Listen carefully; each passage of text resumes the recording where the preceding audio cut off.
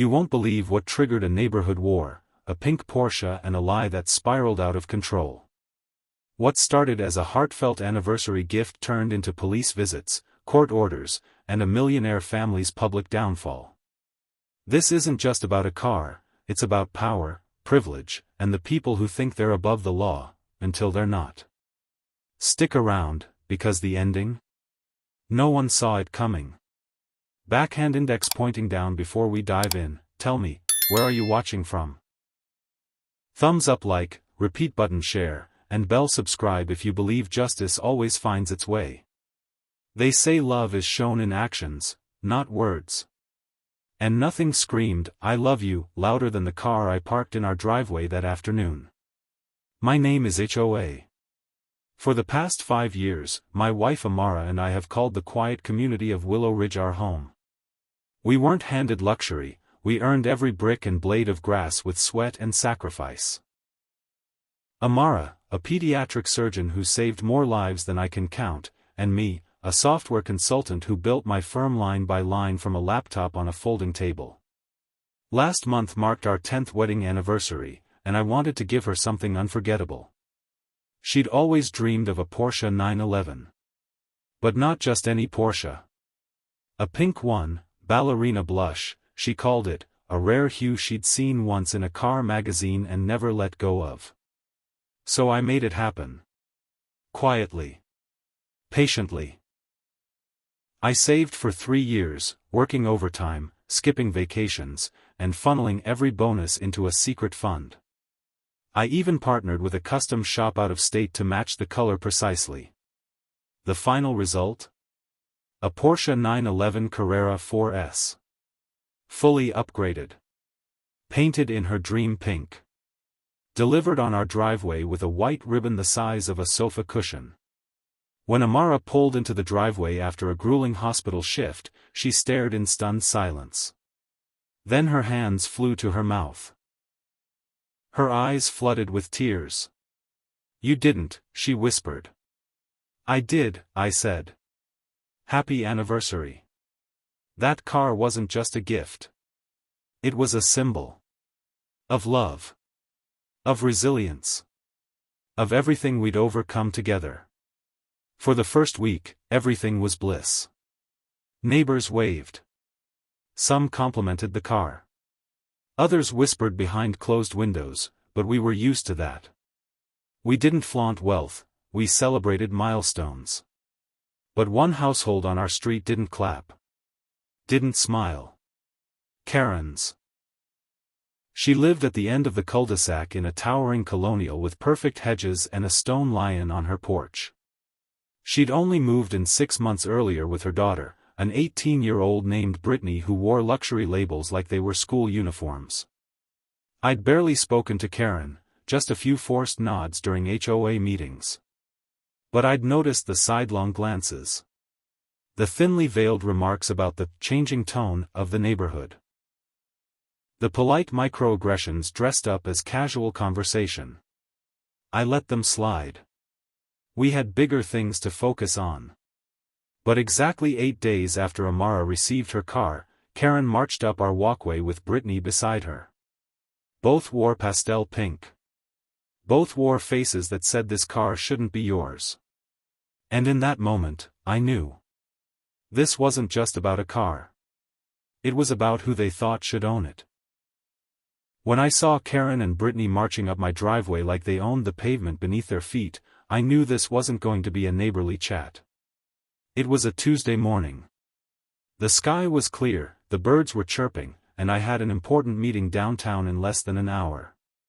Amara had already left for her morning surgery, having taken her regular car because she didn't trust the hospital garage with her Porsche, not with that paint job. I was dressed in my best charcoal gray suit, briefcase in hand, ready to back my Tesla out of the garage when I spotted the pink parade heading my way. Karen was in a crisp pastel blazer, perfectly color-coordinated with her daughter Brittany, who wore a pink polo and oversized sunglasses. Both looked like they'd stepped out of a luxury catalog, and both had their eyes locked on my garage. The Porsche sat there, glistening. Unbothered. Unapologetic. Mr. HOA, Karen called, her voice syrupy sweet with a bitter aftertaste. We need to talk. I glanced at my watch. 8:15 a.m. too early for nonsense. Good morning to you too, Karen, I replied calmly. Is there a problem? Yes, she snapped, immediately dropping the facade. That car. That pink Porsche. It's causing quite a stir in the neighborhood. I raised an eyebrow. It's just a car. It's not just a car, Brittany hissed, stepping forward. It's my car. Or it should have been. I blinked. Excuse me? Karen stepped in like a lawyer presenting a case. You see, Brittany has been asking for a pink Porsche for years. It was supposed to be her graduation gift. She's told everyone in the neighborhood. Everyone knows. Daddy promised me one, Brittany added, arms crossed tightly. But we had to wait until next month for the order to go through. And now you show up with the exact same color? You totally copied me. I stood there, stunned. Not angry, yet. Just baffled by the audacity unraveling in my own driveway.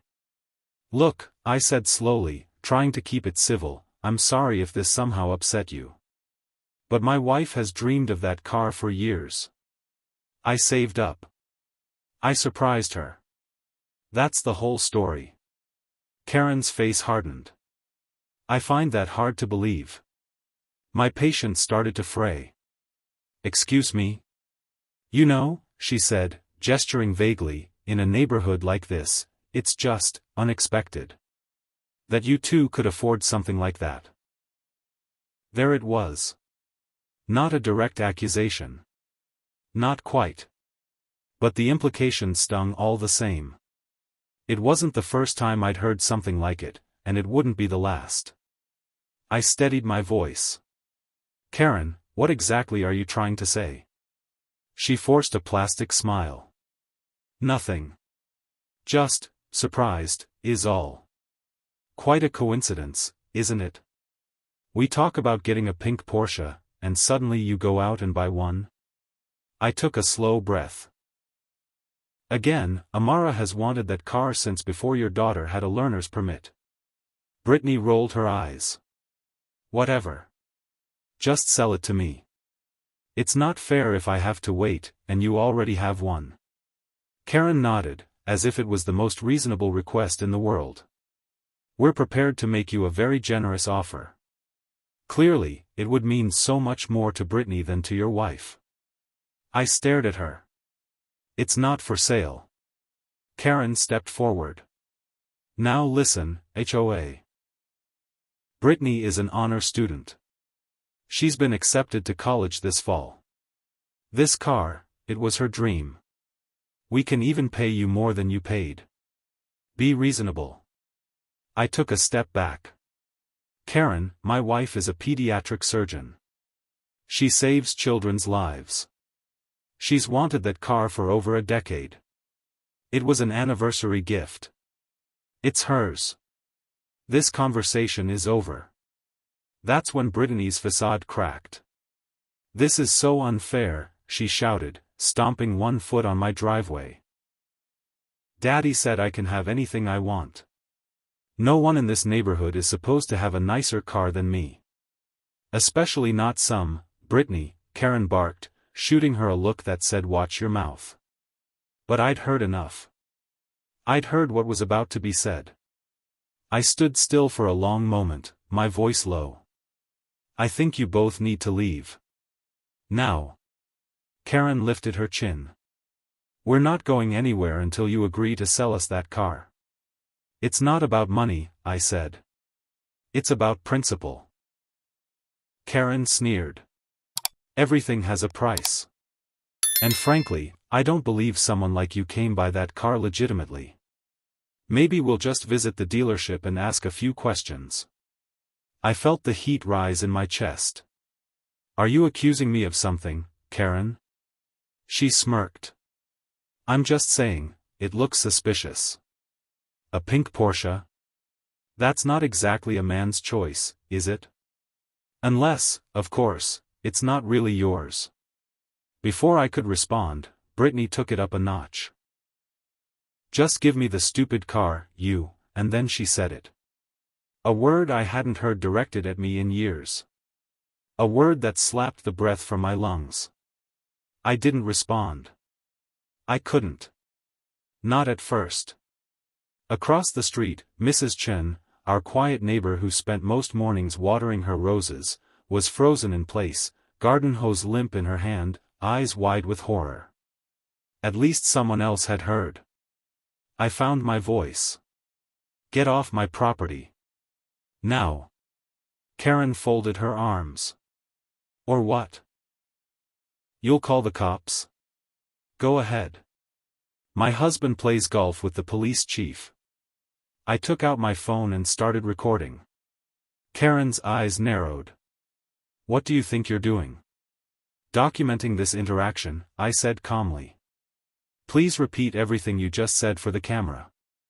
Karen's mask cracked. Turn that off. I stepped back. You're trespassing. You've made threats, racial remarks, and now you're escalating it.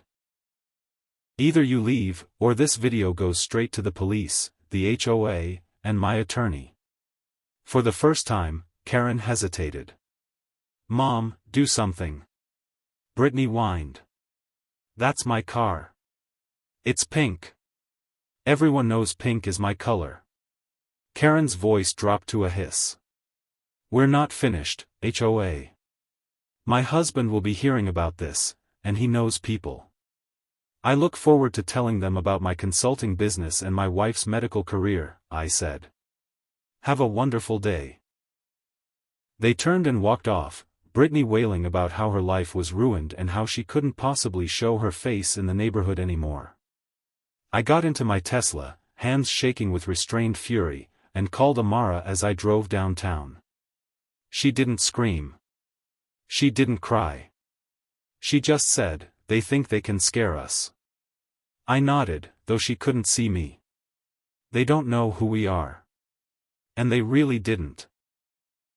Because what started as a tantrum over a pink car was about to become a war. And Karen? She had no idea the storm she'd just summoned. The days after Karen's tantrum felt unsettlingly quiet, like the air before a storm. Amara and I tried to carry on as usual. She returned to the hospital, saving lives with steady hands. I focused on client calls and software deliverables, though I kept one ear tuned to the window. I didn't expect an apology, but I also didn't expect what came next. It started with a note. Wednesday morning, Amara called me from the hospital. Her voice was tight. Someone left this on my windshield, she said. I could hear the crinkle of paper. It says, this car doesn't belong to you. Sell it to its rightful owner or face consequences. I gritted my teeth. We both knew who it was. Save it, I told her. Take pictures. Document everything. By Friday, the tension had evolved into something darker. I pulled into the driveway after a meeting and saw a sleek black Mercedes idling at the curb. Gregory, Karen's elusive husband, stepped out. He was dressed like a Wall Street poster boy, tailored suit, polished watch, everything about him screaming wealth and practiced charm. HOA, he said smoothly, extending a hand. I didn't take it. Gregory, I acknowledged. He smiled as if we were old friends. Mind if we chat? Depends what it's about. He chuckled. Look, I know my wife and daughter can be passionate. Brittany's been heartbroken over that car. I wanted to speak man to man. I kept my posture relaxed, but my guard was fully up. It's not for sale. He nodded, lips pressed thin. That's unfortunate. I was prepared to offer 20% over market. Again, it's not about the money. It was a gift. It means something. That's when the smile vanished.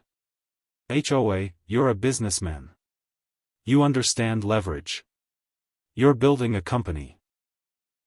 You've got contracts, partnerships. And we both know how small this community is. Is that a threat? Of course not, he said, too quickly. I'm simply saying, it's easier to get along. My wife sits on the hospital's donor board. I sit on the tech advisory council for this district. Connections matter. I held his gaze. So do principles. Gregory didn't reply. He just nodded stiffly and walked back to his car. The weekend passed uneventfully. Amara and I hoped the worst was over. We were wrong. Monday morning, I heard the beep of a large vehicle in reverse. I glanced out the window, and froze. A tow truck was backing into our driveway. I rushed outside. Excuse me. What's going on? The driver, a stocky man with a clipboard, handed me a document. Court order to seize this vehicle, sir. I skimmed it. It looked real. A judge had ordered the Porsche to be impounded under a disputed property claim. What dispute? We own that car. We have the title, the loans paid off. The man shrugged. Just doing my job. Judge Whitfield signed off. The name struck me. Whitfield, the same Judge Gregory had bragged about golfing with. I called Amara.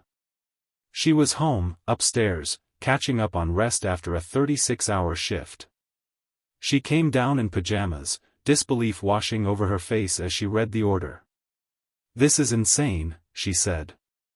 They can't just take it. I rang our attorney, Raymond Jackson. He picked up instantly. Don't let them take that car, he warned. Tell them this order was issued ex parte, without your knowledge. If they proceed, they're liable. I relayed the message to the driver. He and his partner exchanged a glance. We have a judge's order. Amara stood tall. You're seizing personal property with no hearing. That's illegal. As tension flared, a black SUV pulled up. Karen and Brittany stepped out, smiling like they'd just won the lottery. Is there a problem? Karen asked sweetly. You know exactly what the problem is, Amara snapped. The judge sided with us, Karen shrugged. Clearly, your husband bought the car out of spite. We have witnesses. You have delusions, I replied. Brittany squealed. This is the best day ever. I'm going to take it for a drive right now. No, you're not, said the tow driver. It's going to the impound lot. No one touches it. Brittany's face fell. Mom. You said, it's temporary, sweetie, Karen said. The judge will grant full ownership after the hearing. Our attorney arrived minutes later. He reviewed the paperwork and frowned. This reeks of judicial misconduct, he said under his breath. We'll file an emergency motion. But for now, let them take it. We'll hit them back hard. Amara clenched her fists as her Porsche was hooked and lifted. You just made the biggest mistake of your life, she said, staring Karen down. Karen's smile faltered.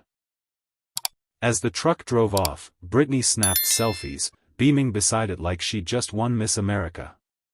Pink is my color, she shouted. You'll be wearing orange soon enough, Amara muttered. We stood in silence as the car vanished from view. Then Raymond turned to us. They wanted to play dirty, he said. They just gave us the ammunition to burn their entire house of lies down. And we were ready to light the match. The Harringtons thought taking the car was checkmate. They had no idea we were just getting started. The morning after the seizure, Amara and I sat across from Raymond Jackson at our dining table. He spread documents across the wood like a general planning a siege. Next to him sat Sofia Rodriguez, a private investigator with sharp eyes and the kind of calm confidence you only get after years in law enforcement. Step 1, Raymond said, we file a motion to vacate the seizure order. That judge, Whitfield, has too many ties to Gregory. We'll push for a new hearing with a different judge. And in the meantime? I asked. Sophia leaned forward. We dig. Connections, communications, timing. If they've abused the system, we'll prove it. That week, our home became a war room. I pulled out every invoice, email, and document related to the Porsche. The dealership confirmed that our order for the pink custom paint job had been placed nearly 3 months before the Harringtons even began shopping for a new car. Amara contributed a detailed harassment log, dates, quotes, descriptions. It was meticulous, like her surgical notes. I downloaded security camera footage showing Karen and Brittany on our property the morning of the confrontation, and Gregory's driveway visit days later. But the real breakthroughs came from outside. Mrs. Chen, our soft-spoken neighbor across the street, offered a written statement. She'd heard Brittany use a racial slur. She described the argument, the threats, and even the tow truck incident. Then came an unexpected call, from Dr. Patel, one of Amara's colleagues. My wife works as a legal assistant, he said discreetly. She's with the firm that filed the Harringtons' court petition. We met at a coffee shop 2 towns over. Dr. Patel was cautious. She can't reveal confidential info, he said, but she's been deeply uncomfortable with how this was handled. The filings were backdated. Communications between the Harringtons' lawyer and Judge Whitfield occurred before the petition was filed. Raymond's eyes lit up. That's enough. She's a potential whistleblower. If she's willing, we can get protection for her. She's considering it, Dr. Patel said. She'll reach out when she's ready. Meanwhile, Sophia dug into Gregory's past. He's walking on professional thin ice, she said one night, sliding a folder across the table. There's been chatter. Compliance violations at his bank. Nothing public yet, but regulators are circling. He's desperate to maintain his image. Inside the folder, photos of Gregory and Judge Whitfield at private events. Evidence of their families vacationing together. And the kicker, Whitfield's son worked at Gregory's bank. This, Raymond said, tapping the photo, is the crack we need. The turning point came late Sunday night. Raymond received an encrypted email. She did it, he said, eyes wide. Dar. Patel's wife forwarded internal emails. They show the Harringtons only began discussing the Porsche after Amara received hers. And they prove Judge Whitfield was involved before the case was even filed. It was irrefutable. Raymond filed the emergency motion just before midnight. By Tuesday, we had a court date, Friday morning, with Judge Elena Ramirez. She's known for tearing apart sloppy filings, Raymond told us. They picked the wrong court to mess around in. The days leading up to the hearing were a blur of prep and strategy. We gathered character references. I compiled a timeline from start to finish. Sophia filed a report connecting Whitfield's personal and professional conflicts to the seizure order. When Friday arrived, Amara wore navy blue and composure-like armor. I wore a suit and the pink tie she gave me after I landed my first major client. Symbolic. Raymond met us at the courthouse steps.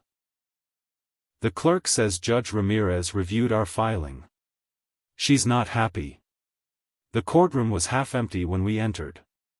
10 minutes before start, Karen, Gregory, Brittany, and their lawyer arrived. Brittany wore a pink dress and ribbon, like she was doubling down on delusion. Karen looked smug. Gregory looked tense. When the bailiff called court to order, Judge Ramirez entered. Mid-50s, gray hair, zero nonsense. She scanned the docket. We are here to address a motion to vacate a vehicle seizure issued by Judge Whitfield. Before we begin, I have questions. She looked directly at the Harringtons' attorney. Why was this order filed ex parte? Why were the respondents not notified? He stammered. We believed the property might be moved. Based on what evidence? Silence. Raymond stood. Your Honor, we have documentation that the order was not only improperly filed but based on false pretenses. May we present it? She nodded. Raymond handed over emails, documents, and the whistleblower's statement. Judge Ramirez read in silence, the courtroom holding its breath. When she looked up, her face was steel. This court finds the seizure order invalid. The vehicle is to be returned to Dr. and Mr. HOA by close of business today. Karen gasped. Brittany let out a wail. Furthermore, the judge continued, a temporary restraining order is granted. The Harringtons are not to contact or approach the Palmers, their property, or Dr. HOA's workplace. Karen stood. Do you know who my husband is? I don't care if he's the King of Spain, Judge Ramirez snapped. You've abused this court, and now you face consequences. As they fumbled for composure, the judge added, this case will be referred to the Judicial Conduct Board and State Bar. We are done here. We walked out with heads high. The car would be back. Our names were cleared. But it wasn't over. Not by a long shot. We had the truth. Now it was time to go on offense. News of the court decision spread faster than we expected. By noon that same Friday, the Porsche had been returned to our driveway, undamaged but dusted with the grit of impound storage. Amara didn't speak as she walked around it, one palm trailing along the door. Her silence said everything. She drove it that evening, just once around the neighborhood. Slowly. Purposefully. When she pulled back into our driveway, kids on bikes had gathered near the sidewalk, and one girl shouted, "It's the doctor with the pink car." It was a moment that should have felt victorious. But what lingered was the taste of war. Raymond came by that night with paperwork. We're filing a civil suit, he said, laying down a thick packet. Harassment. Emotional distress. Abuse of process. We're requesting $1.2 million in damages. He glanced between us. You sure you want to go through with this? Amara didn't hesitate. They need to be held accountable. The filing went public the following week. By then, whispers had turned into headlines. Local couple sues wealthy neighbors over harassment. Illegal car seizure. Our names were in the papers. The pink Porsche became an unwilling celebrity. I was stopped twice at gas stations, once at a coffee shop. People wanted to know if the story was real. It was. And it was only just beginning. Sophia had continued investigating. One morning, she knocked on our door holding a manila envelope. They overplayed their hand, she said. You'll want to see this. Inside, a voice recording. Trish Harrington, speaking to a hospital fundraiser on a hot mic. Her voice dripped disdain. That surgeon with the pink Porsche doesn't know her place. I'll make sure she's reviewed, if I have to pull our donation. That was the nail. Amara took the clip to the hospital board. Within 48 hours, they released a public statement supporting her fully. The chief of surgery apologized in person. We let politics cloud the truth, he said. That ends now. As for me, things got stranger. My biggest local client pulled out of a year-long contract without explanation. A week later, Raymond found out why. One of their board members was Gregory Harrington. His influence had been working in the shadows long before the Porsche was ever towed. But the shadows were thinning. 2 weeks after the civil suit filing, federal agents raided Gregory's financial firm. Documents. Laptops. Hard drives. Turns out, our case wasn't the only cloud over him. There were rumors of offshore accounts, tax manipulation, and even laundering. He was indicted within a month. Karen and Brittany went quiet. Or tried to. Brittany gave an off-the-record interview to a gossip blogger. In it, she whined about not getting the car. Pink is, like, my thing. Everyone knows that. I don't get why they didn't just sell it to me. The video went viral for all the wrong reasons. Our lawyer called. Congratulations, Raymond said. They just torched whatever public sympathy they had left. But public scorn was the least of their problems. Judge Whitfield, who'd signed the illegal order, was suspended pending investigation. One leak led to another. Turns out, he had a long history of issuing favors to friends in high places. We weren't the first. But we were the loudest. Meanwhile, the Harringtons' assets began to freeze. Creditors came knocking. The white-columned mansion sat dark most evenings. We heard from Mrs. Chen that they were quietly trying to sell it. Amara and I stayed steady. Raymond advised patience. Don't spike the football, he warned. Just keep doing what you're doing. So we did. We launched a small scholarship fund using settlement money from an unrelated contract. We called it the Pink Drive Initiative, supporting underrepresented youth pursuing careers in medicine and tech. Amara gave a talk at a local high school. I spoke at a community college about perseverance in business. The Porsche, once a symbol of conflict, had become something else entirely. But the Harringtons weren't finished. Late one evening, a legal assistant from their new law firm contacted Raymond. They wanted to settle. The offer, $250,000, no admission of guilt, full NDA. Raymond scoffed. They must be joking. We rejected it. A week later, the second offer came. $500,000 and a sealed apology letter. Still no. Then finally, $750,000, public apology in the Charleston Times, and 200 hours of community service, split between Karen and Brittany, at a cultural education center. That one, we took. The apology ran front page Sunday. The headline read, "We were wrong, Harrington family acknowledges racial bias and abuse of power. They admitted to targeting us based on assumptions. They acknowledged the Porsche as legally and rightfully ours. They pledged to undergo educational training." I doubted their sincerity, but the words mattered. And the check cleared. Amara used part of the money to expand the Pink Drive Initiative. Within a month, they funded 12 scholarships.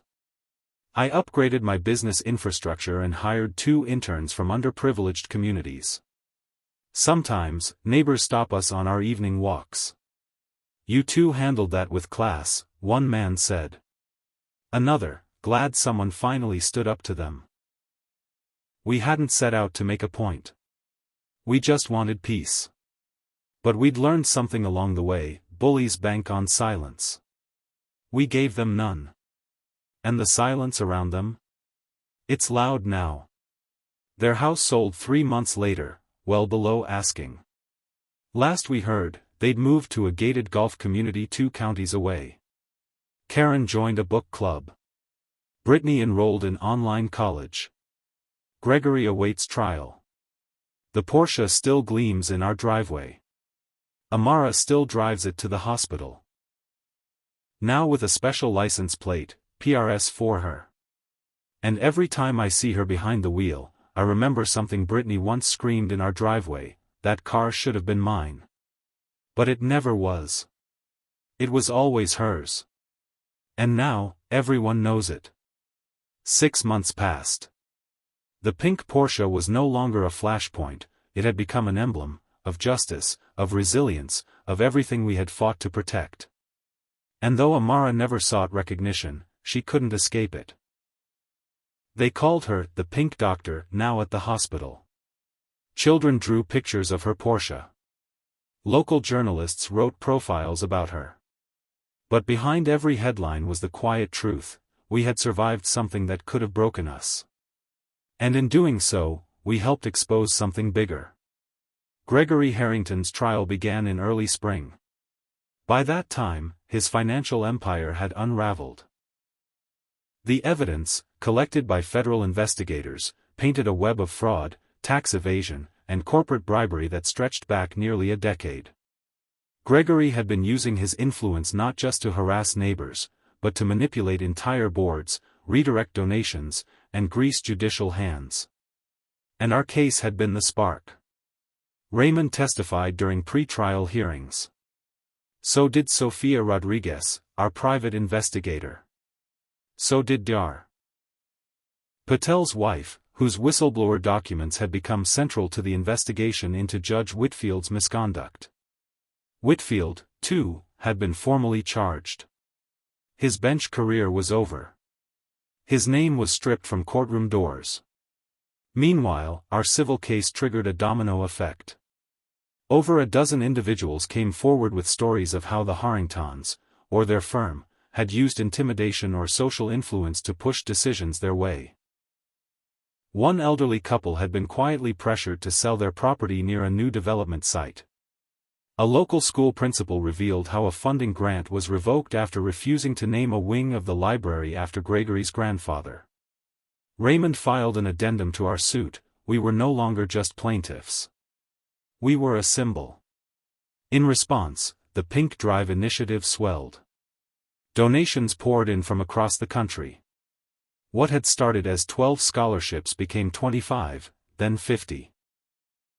Amara was invited to speak at medical schools. I was asked to mentor early-stage entrepreneurs from underserved communities. We never called ourselves activists. We just told our story. And people listened. Then came the last twist. One afternoon, Amara came home from work carrying a small envelope. Inside was a letter from Brittany Harrington. Handwritten. Sloppy. But sincere. Dr. Amara, I don't expect you to forgive me. I've spent a long time blaming other people for things I didn't earn. I still don't understand everything, but I'm starting to see it. That car, it was never mine. I was just angry because I thought the world owed me something. It doesn't. I'm working part-time now and finishing school online. My mom's different too. She says hi. We moved, obviously. No more mansions. Just us. Anyway, I'm sorry. Truly. Brittany. Amara didn't say much. She tucked the letter away and made us tea. Later that night, she said, growth is slow. But it's real. That spring, we were invited to a city council event, where we received a community award for civic courage. Raymond stood beside us as we accepted it. Sophia was in the crowd. So was Mrs. Chen, beaming like a proud auntie. They asked if we had anything to say. Amara looked to me. I nodded. She stepped up to the mic and said only this: there's nothing courageous about wanting what's right. But there is something dangerous about staying silent when wrong becomes normal. So thank you, for listening. For standing up. For not letting this be just a story about a car. The room rose in applause. Afterward, we walked back to the pink Porsche, parked under City Hall lights. As Amara slid into the driver's seat, a little girl walking by whispered to her mom, "Look, it's the car that made the bad people go away." Her mom smiled. "No, sweetheart. That car didn't make them go away. Truth did." We drove home in silence. The Porsche hummed along the road. We didn't look back. Because we didn't need to. The road ahead was finally clear. In life, we often believe that injustice only thrives when it's loud, when it storms through the front door with arrogance and force. But more often, it creeps in quietly, disguised as entitlement, whispered through influence, and protected by connections. The story you've just witnessed is not merely about a pink Porsche. It's about something much deeper, the quiet audacity of people who think they are untouchable, and the resilience of those who stand their ground. When Amara received that car, it was a celebration of love and sacrifice. But to those who felt threatened by what it represented, a successful black woman living her truth, it became a target. That's how bias works. It doesn't always wear a white hood or carry a sign. Sometimes, it wears pearls, signs court papers in back rooms, and smiles while it tears others down. But here's the most powerful part: justice doesn't need to shout. It only needs to stand firm. Hoa and Amara didn't retaliate with rage. They responded with evidence. With calm. With strategy. They documented, they prepared, and they held the line. In doing so, they uncovered not just personal harassment, but a larger pattern of corruption, misconduct, and generational entitlement. The lesson? Silence protects power. But truth, when spoken boldly and clearly, dismantles it.